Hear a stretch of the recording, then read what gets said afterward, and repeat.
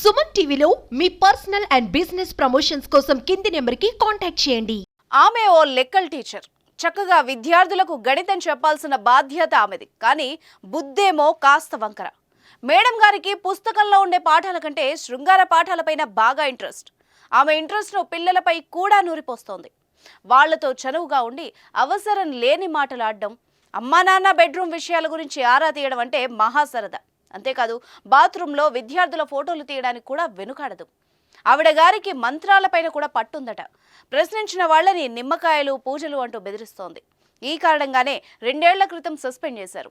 మళ్ళీ అదే స్కూల్కు వస్తుంటే మాకొద్దు బాబోయ్ అంటూ పిల్లలు తల్లిదండ్రులు రోడ్డెక్కారు. ఈ లెక్కల టీచర్ కదేంటో మీరే చూడండి. మా బిడ్డలకి బాత్రూమ్ పోయినప్పుడు ఫోటోలు తీస్తుంది, ఫేస్బుక్ లో పెడుతుంది. ఆమెకి ముందు చేపిస్తే నేను పెట్రోల్ వేసుకొని కాల్చుకొని చచ్చిపోతా. ఎవరికి ఇక్కడ ఇష్టం లేదు. ఆమె ప్రవర్తన బాగుంటే ఇంత దూరం వెళ్ళదు కదా సార్. हम ना को पूछे ही हम तुम्हारे में बाजू सोते थे न तुम्हें बाजू सोते थे. हमारे मैम को बोलना होता हम डर भी होता था.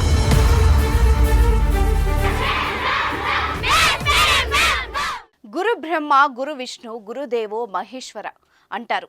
తల్లిదండ్రుల తర్వాత గురువుదే స్థానం.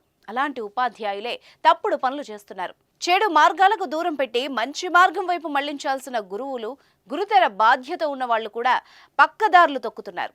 విద్యార్థులపై అసభ్య ప్రవర్తనతో సమాజంలో నవ్వుల పాలవుతున్నారు. తాజాగా మదనపల్లిలో శృంగార పాఠాలు బోధించే టీచర్ మాకొద్దంటూ ఆందోళన చేయడం కలకలం రేపుతోంది.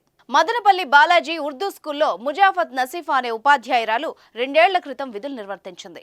ఆ సమయంలో కో ఎడ్యుకేషన్ ఉండడంతో అబ్బాయిలు అమ్మాయిలతో అసభ్యంగా ప్రవర్తించేది. ఎక్కువగా కామ పాఠాలని బోధించేది. అంతేకాదు తల్లిదండ్రులు బెడ్రూమ్లో ఏం చేస్తారు అన్న విషయాలపై కూడా పిల్లలతో చర్చించేది. బాత్రూంలో వాళ్ల ఫోటోలు తీసి సైజుల కోసం కూడా మాట్లాడేదని ఆరోపణలున్నాయి. ఇదేంటని నిలదీసిన వారిపై మంత్రాలు చేస్తానని బెదిరింపులకు పాల్పడేది. దీంతో ఆమెపై ఫిర్యాదులు రావడంతో విధుల నుంచి తప్పించేశారు. అయితే మళ్లీ అదే స్కూల్లో పోస్టింగ్ రావడంతో పిల్లలు, తల్లిదండ్రులు ఆందోళన వ్యక్తం చేస్తున్నారు. ఆ టీచర్ మాకొద్దు అంటూ రోడ్డెక్కారు. హస్బెండ్ దగ్గర ఇట్లా ఉండాలా, బెడ్రూమ్ లో అని నేర్పిస్తుంది. మళ్ళీ స్కూల్లో వచ్చిందనుకో మగపిల్లోనికి ఆడపిల్లలకి పక్క నిలబెట్టి ఫోటోలు తీస్తుంది. ఆడపిల్లలు బాత్రూమ్కి వెళ్తే ఆమె సెల్ఫీలు తీసి వాట్సాప్ లో, ఫేస్బుక్ లో వేరే వాళ్ళకి పంపిస్తుంది. అది మాకు నచ్చటం లేదు. డైరెక్ట్ మా పిల్లలతోనే చెప్తుంది, ఫ్రైడే వచ్చి మీకు అని యూనిఫామ్ కదా, లెగ్గీస్ వేసుకొని రండి, టాప్ వేసుకొని రండి, జీన్స్ వేసుకొని రండి, మేకప్ చేసుకొని రండి, గోరింటాస్ వేసుకోండి అంతా చేస్తుంది. కానీ మేము ఆ మేడం వద్దు అని చాలా మందికి చెప్పినాము. ఎన్నోసార్లు ధర్నా చేసినాము ఈ స్కూల్ ముందర.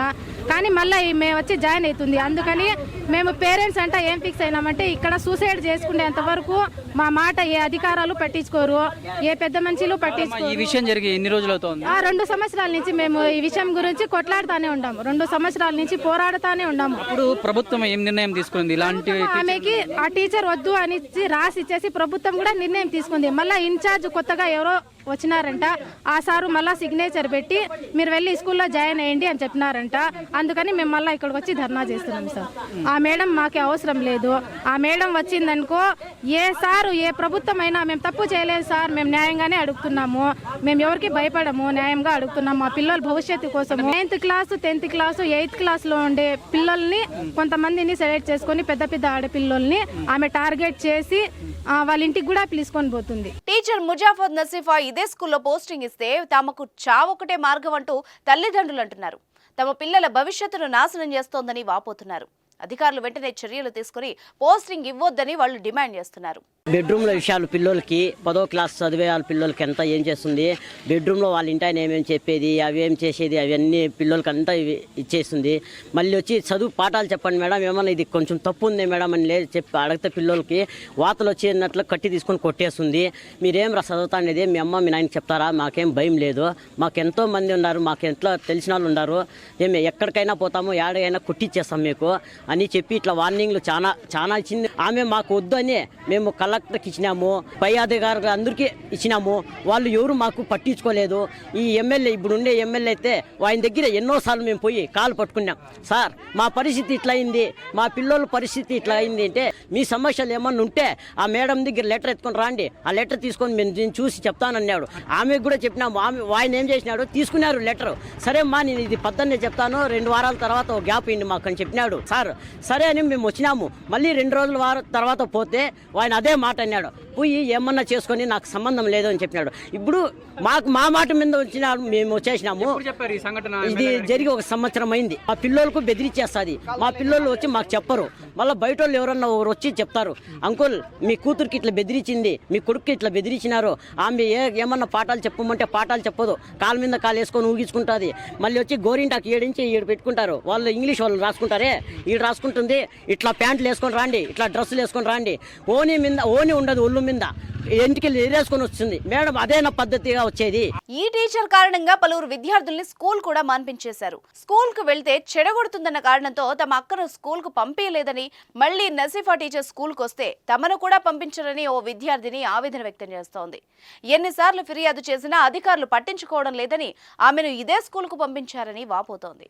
हमारे दीदी को पूछते थे, हमना को पूछे ही हम तुम्हारे में बाजू सोते थे न तुम्हें बाजू सोते थे, हमारे मैम को बोलना तो हमना डर भी होता था. स्कूल में पढ़ाते नहीं थे, क्या कहते हो पैसा का गिनाने का पूरा कराते थे. हमें क्या तो पूछे करना, हमना खोला ये जैसा मारते थे. हमना मार को बाद में हमें क्या तो कर को हमारे मैम को बोले करना, हमारे मैम बोलती तो भी डराते थे. हमरा को डरा को ये कर को मार को होला ये जैसा ये करते थे. हमारे दीदी को स्कूल भी टिका डाले, हम अब हमें है नहीं, हमना क्या करती कर को डरा उन्होंने आना नहीं, हमना काने देना नहीं. हमें एमएलए 2 साल से लड़ते हैं, एमएलए उन्होंने कौन भी हमना हेल्प करे नहीं. స్కూల్లో ఉపాధ్యాయులు సైతం ఆమె ప్రవర్తనపై పెదవి విరుస్తున్నారు. వచ్చిన ఆరోపణలు నిజమేనని చెప్పడం కలకలం రేపుతోంది. విద్యార్థులకు న్యాయం జరగాలని కోరుతున్నారు. సస్పెండ్ చేసిన తర్వాత మళ్ళీ ఇదే స్కూల్కి మళ్ళీ వస్తుంది. సో మీరు ఏమంటారు దాన్ని బట్టి? అసలు ఏం జరిగింది 2 సంవత్సరాల క్రితము, ఇప్పుడు మళ్ళీ ఆమె రావడానికి కారణం ఏంటి చెప్తారా? అదేమో సార్ నాకు ఆమె రావడానికేమో నాకు కారణం తెలీదు, కానీ పిల్లలు అందరూ చాలా ఇబ్బంది పడుతూ ఉన్నారు. దానివల్ల ఇంకా పేరెంట్స్ టీచర్స్ ఇదే స్టూడెంట్స్కు న్యాయం జరగాల సార్. ఇంతకుముందు 2 సంవత్సరాల క్రితం మీరు ఉన్నారు ఇక్కడ? అవునాను సార్. ఏం జరిగింది మేడం ఇంతకుముందు? మొత్తం అంతా నాకు తెలీదు సార్. నాకు కూడా నేను నా క్లాసులో ఉంటాను, ఇక్కడ ఏం జరిగేది నాకు అంతగా క్లారిటీగా నాకు కూడా తెలీదు. అంటే పిల్లలు కంప్లైంట్ ఇవ్వరా ఇట్లా చేస్తుంది మేడం కంప్లైంట్ చేశారు మేడమ్స్తో చెప్తా ఉన్నారు. నాకు అంత క్లారిటీగా నాకు కూడా అంత తెలియదు సార్. టీచర్స్ని కూడా బెదిరిస్తుందంట, ఏదో నిమ్మకాయలు పూజలు చేసి ఏదో చేస్తా ఉన్నారంట సార్, చేస్తా ఉన్నారంట. అంటే మళ్ళీ తిరిగి వస్తుందంట, మీరేమంటారు దానికి? మళ్ళీ తిరిగి స్కూల్లో జాయిన్ అవుతుందని చెప్పి ఎవరికి ఇష్టం లేనప్పుడు రావడం మంచిది కాదు కదా సార్. ఎవరికి ఇక్కడ ఇష్టం లేదు, ఆమె ప్రవర్తన బాగుంటే ఇంత దూరం వెళ్ళదు కదా సార్. ఒక విద్యార్థి భవిష్యత్తుపై ఖచ్చితంగా టీచర్ ప్రభావం ఉంటుంది. ఆ వయసులో మంచేదో చెడేదో తెలియని పిల్లలు గురువు నడిపించిన మార్గంలోనే నడుస్తారు. నేటి పిల్లల్ని భావి భారత పౌరులుగా తీర్చిదిద్ది మంచి మార్గంలో నడిపించాల్సిన బాధ్యత గురువుదే. అలాంటి అత్యున్నత స్థానంలో ఉండి ఇలాంటి చెత్త పనులకు పాల్పడడం ఉపాధ్యాయ వృత్తికే మాయని మచ్చగా మారుతోంది. ఇలాంటి వాళ్ళని మళ్లీ విధుల్లోకి తీసుకోవడం, అదే స్కూల్లో పోస్టింగ్ ఇవ్వడంపై విమర్శలు వ్యక్తం అవుతున్నాయి. దీనిపై మీరేమంటారో కామెంట్ చేయండి. మా బిడ్డలకి బాత్రూమ్ పోయినప్పుడు ఫోటోలు తీస్తుంది, ఫేస్బుక్ లో పెడుతుంది. ఆమెకి ముందు జరిపిస్తే నేను పెట్రోల్ వేసుకొని కాల్చుకొని చచ్చిపోతా. ఎవరికి ఇక్కడ ఇష్టం లేదు, ఆమె ప్రవర్తన బాగుంటే ఇంత దూరం వెళ్ళదు కదా సార్. हमना को पूछे ही हम तुम्हारे में बाजू सोते थे न तुम्हें बाजू सोते थे. हमारे मैम को बोलना तो हमना डर भी होता था.